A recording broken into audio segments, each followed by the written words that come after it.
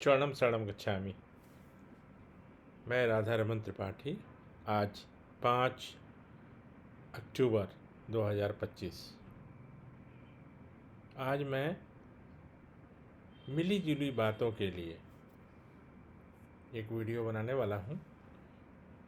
जो जो काम नहीं बनने वाले हैं उनकी चर्चा करूँगा, और फिर शरीर के रोग के लिए, कि शरीर के रोग के निवारण के लिए पृथ्वीवायु में क्या वाक्य बोलना है। क्योंकि दो ही बातें हैं, एक मानसिक रोग, एक शारीरिक रोग। तो शरीर के रोग पप्र से और मानसिक रोग परम योग से दूर हो जाते हैं। फिर उसको कैसे करना है, कुछ लोगों को कन्फ्यूज़न रहता है, कुछ लोगों को, क्योंकि ज़्यादा पप्र नहीं करने से ना वो क्या होता है कि अनेक बातें दिमाग में आती रहती हैं। तो उसकी चर्चा करूँगा, लेकिन सबसे पहले 3 परम्परा।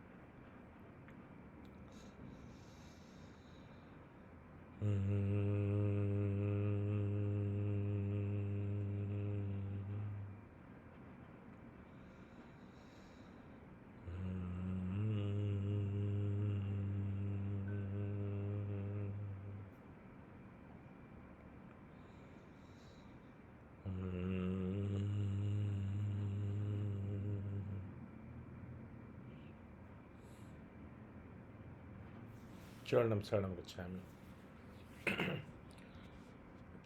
जैसा आप लोग को मालूम है कि P3Y के P2 से, यानी परम जी तो P1 है और P2 है पप्र। पप्र से इच्छा पूर्ति, संकट निवारण और शरीर के रोग का दूर होना, ये पप्र से होता है। परम योग से, यानी तीसरा P और Y मिलके परम योग से मानसिक रोग दूर होते हैं। और पप्र से जो इच्छा पूर्ति होती है वो अब तक की अपूर्ण सुखद इच्छाएं पूरी होती हैं। बहुत सारी इच्छाएं ऐसी भी है जो मुझे नहीं पता है, लेकिन वो अगर हम मुझे कष्ट देने वाली है तो वो भी इच्छा पूरी नहीं होती है। लेकिन उसके लिस्ट बहुत कम है। परम जी ने सिर्फ 4 इच्छाओं को क्लासिफाइड किया है, यानी कि 4 इच्छाओं को का वर्गीकरण किया है। और वो 4 कौन है? तो पहला है जुआ, लॉटरी और व्यभिचार। यही जानना जरूरी है, फिर तो कुछ भी संभव है, कुछ भी किसी चीज़ के लिए करिए। तो जुआ, लॉटरी और व्यभिचार, उसको उन्होंने एक कैटेगरी में किया है। दूसरा है मरा हुआ आदमी का जिंदा होना, है ना। लोग उस पर अगर प्रयोग करेंगे, कोई मर गया है कि पप्र कर लें और वो जिंदा हो जाएगा, वो नहीं होगा। ये परम जी ने मना किया होगा। तीसरा, दूसरे के नुकसान का। दूसरे के नुकसान का मतलब हम अपने लाभ के लिए पप्र कर सकते हैं, हम दूसरों के नुकसान के लिए नहीं कर सकते हैं। कि उसका बेटा फेल हो जाए, उसको टेंडर नहीं मिले, उसको व्यापार में नुकसान में हो जाए, तो ये वाला नहीं होता है। वो होगा कौन? तो मेरा जो लाभ है उसमें हो जाएगा, मेरे लाभ वाला। और चौथा, अति आशा। अति आशा के बहुत सारे उदाहरण हैं। अभी जैसे एक आम के पेड़ में इमली हो जाए, अमरूद फल जाए। बहुत लोग बोलते हैं अरे इतना पावरफुल है तो कुछ भी हो सकता है। अरे भैया, ये नहीं होगा, और ये विद्या आपके लिए है भी नहीं। Simply this is not for you. अगर आपको इतना तर्क करना है, इतना इसको टेस्ट करना है, तो ये आपके लिए नहीं है। क्लियर? बाकी सब कुछ संभव है।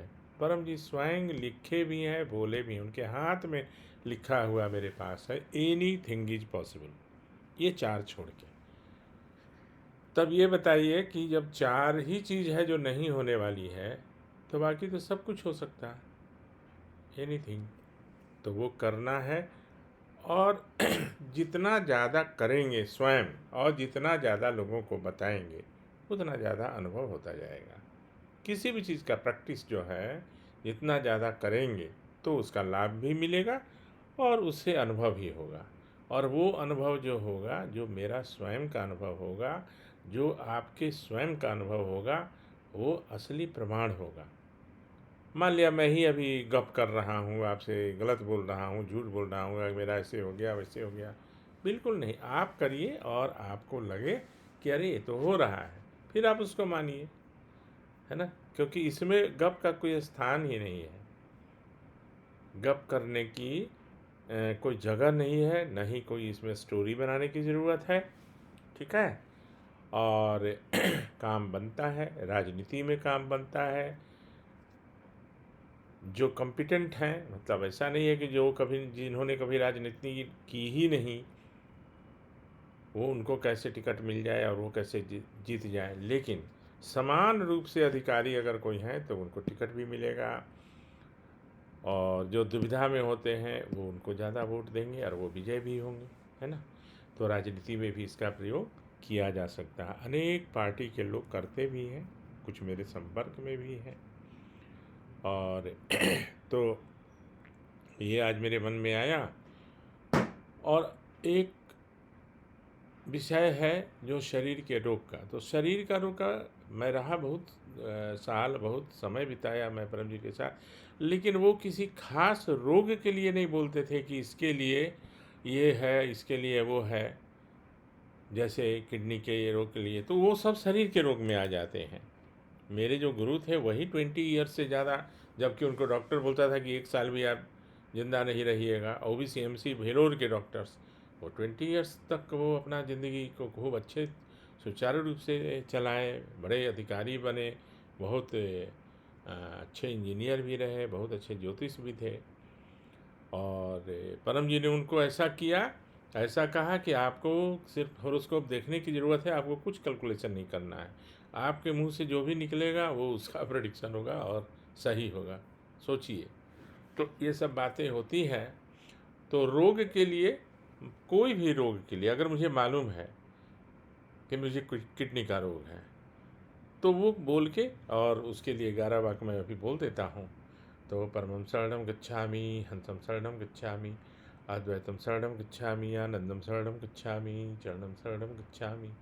हे परम जी, मुझ पर कृपा करो। सिर झुकाकर परम जी को नमस्कार करता हूँ। हे परम जी, मुझे किडनी का रोग डायग्नोज्ड हुआ है, मुझे यह ज्ञात हुआ है कि मुझे किडनी का रोग है। आप मेरी सहायता करिए और यह रोग दूर कीजिए, है ना। जो भी दवा मैं खाऊं वो मुझे सूट करे, डॉक्टर भी मुझे उचित दवा दे, कंफ्यूज न हो और मुझे सही सलाह दे, है ना। इच्छा पूर्ण होते ही पकड़ में कुछ रुपए परम जी को दूंगा, इच्छा पूर्ण होते ही पकड़ में कुछ नए व्यक्तियों को किसी भी माध्यम से पीतली सिखाऊंगा। तो किडनी का रोग मैं एक यहाँ उदाहरण दिया हूँ, लेकिन जिनको जो भी रोग है वो नवे वाक्य में अपना बोलेंगे कि मेरे हार्ट का रोग दूर करो, मेरे किडनी का, मेरे लीवर का, जो भी है, यूरिनरी ट्रैक्ट का जो भी है वो उनको, लेकिन उसमें बोलना पड़ेगा। और अर्पण करके खाना खाएंगे, अर्पण करके पानी पिएंगे, और दवा भी जो डॉक्टर देता है उसको भी अर्पण कर देंगे। इस दवा में अपनी शक्ति दो, ये मुझे अधिकतम, इससे मुझे अधिकतम लाभ हो, मैं जल्दी स्वस्थ हो जाऊं। तो दवा, इंजेक्शन, एनीथिंग, कुछ को भी अर्पण किया जाए, लाभ जरूर मिलेगा, इसमें कोई शंका नहीं है। थोड़ा धैर्य रखना पड़ता है, पुराने जो रोगी हों तो उनको धैर्य रखने बोलिए, निश्चित लाभ मिलेगा, है ना। और तो अभी मैं 2 बातों के लिए ये वीडियो बनाया था। एक तो कुछ लोग पूछते रहते हैं कि कौन सा काम नहीं बनेगा, तो ये 4 जो पहले मैंने बताया वो काम नहीं बनेगा, चाहे उसके लिए आप कुछ भी करें, परम जी ने स्ट्रिक्टली मना किया होगा। और बाकी रोग निवारण के लिए वही 11 वाक्य बोलना है। जो भी मुझे रोग है मुझे 9वीं वाक्य में बोलूँगा, और उसके लिए थोड़ा अमाउंट बढ़ाएंगे। जैसे जब भी कोई इच्छा पूरी ना हो तो वो थोड़ा बढ़ा के, मान लिया कि किसी इच्छा के लिए मैंने 5,000 रुपया परम जी को देने की प्रतिज्ञा की थी 10वें वाक्य में, इच्छा पूर्ण होते ही, तो वो थोड़ा बदल दीजिए। वो कैसे करना है, बदलना है, तो इच्छा पूर्ण होते ही पकड़ में 5,000 के बदले 6,000 रुपये परम जी को दूंगा। इच्छा पूर्ण होते ही पकड़ में एक नए व्यक्ति को या कुछ नए व्यक्तियों को किसी भी माध्यम से पृथ्वी सिखाऊंगा।